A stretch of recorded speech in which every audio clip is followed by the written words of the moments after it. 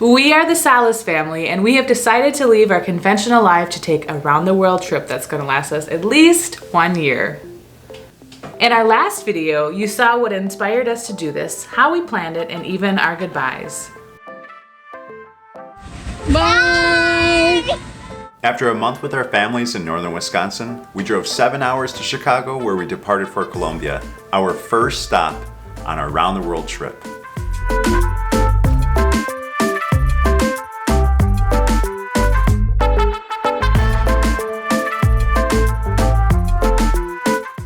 We made it to Colombia! Only had to get up at 3 a.m. to do this. Business as usual. For everybody who's afraid to travel with children, I wish I could have shown you the line. We literally just passed by 300 people. 300 people or more had to wait in this.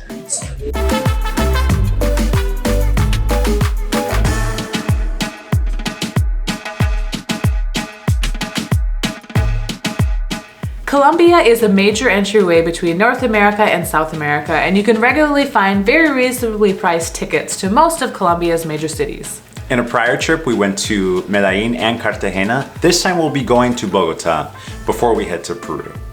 As it is, it already took us a full day to get from Chicago to Colombia, and it would have been a third flight with a layover in the middle of the night to get all the way to Peru.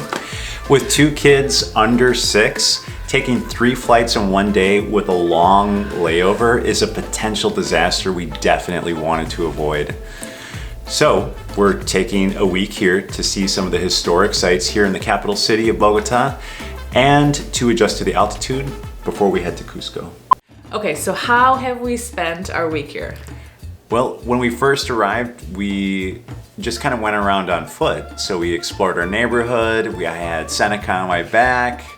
And Me too. Well, yeah. Okay, so we shared Seneca, his, little chubby body, and we explored our neighborhood on foot. There were some nice coffee shops and things like that. There's Parque de la Independencia. Oh, which, yeah, that's nice. Yeah, which I was able, we were able to put Seneca down and he could run around. It's just, it's a park, so there's no cars going through it.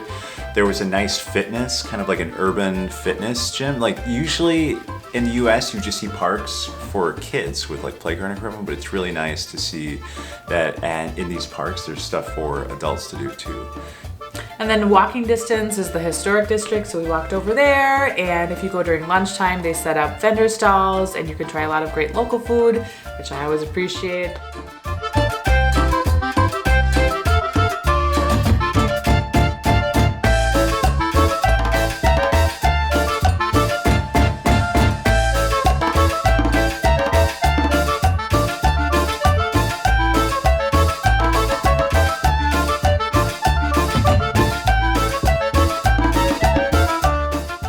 So many corn products, could not get enough of those.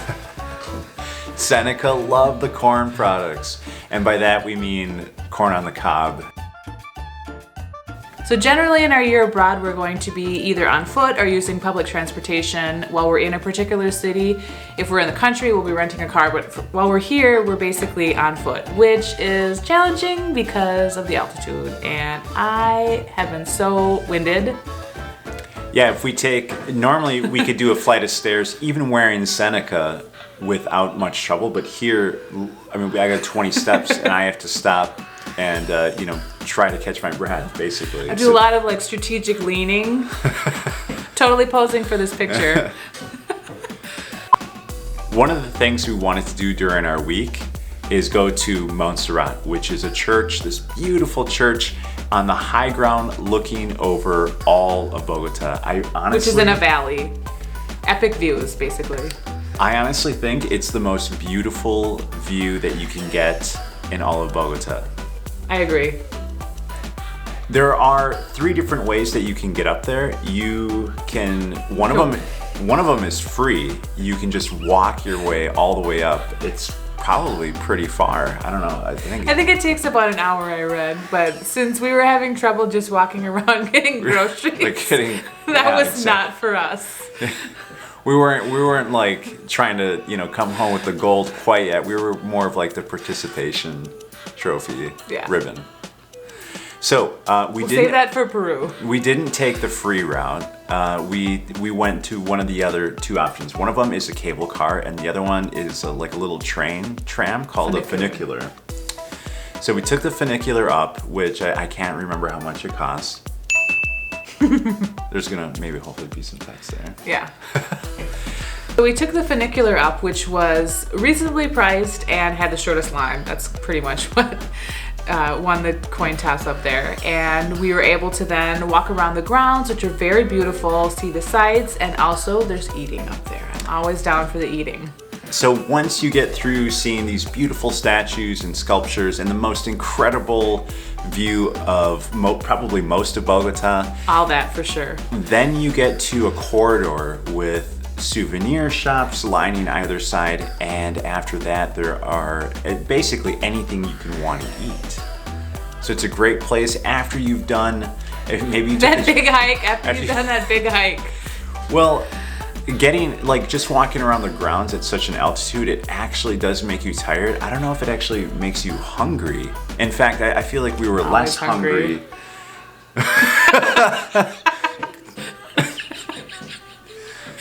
A few moments later. One eternity later. We're drinking decaffeinated tea. Oh this God. Is like I better know. High on life. It's also a great place to go and see the sunset, and with our two little kids, it was an awesome place and safe to just let them run around and tire themselves out, burn off some energy. Which is always a consideration when you're traveling in a metropolitan area. Where can your kids, your tiny people who have lots of energy to unload, where can they run around? So we found there was a great spot, the park that we mentioned. They also have a lovely children's museum. We spent some time there. They had indoor and outdoor stuff, which was great. Sienna got to ride a bike, which she will not get to do in this year abroad and is gonna really miss. And then what did we do on Sunday? Sunday is a really cool thing. It's called Ciclovía. Ciclovía basically just means bike path, and it was started in Bogota in Colombia. Now in the 1970s, now years later, they have over 120 kilometers of bike paths. Amazing. These aren't actually just bike paths. These are streets where cars have been blocked off and people skate, they bike, they walk, they run. All kinds of families come out over this 120K of streets. Like a block party with exercise and food and music. And it happens every Sunday for something like 8 hours throughout the day. 2 million residents from Bogota come out every single Sunday to use these bike paths to walk, skate, run, or whatever it might be. And so it's not just about getting out and being active, but there are also musicians, like Allie said, fitness instructors. People are handing out I got all kinds of information on where cool stuff the city's doing. Exactly, like different tourist things or different ways to be healthy. So it is just an incredible kind of commercial meets public health event that now happens every single Sunday. I was so impressed with this. I feel like that has to be my highlight, I think. It was awesome. Okay, so after a week here, what's next for us? I'm really excited for this. Next, we're going to the Sacred Valley in Cusco, Peru. We'll see you there.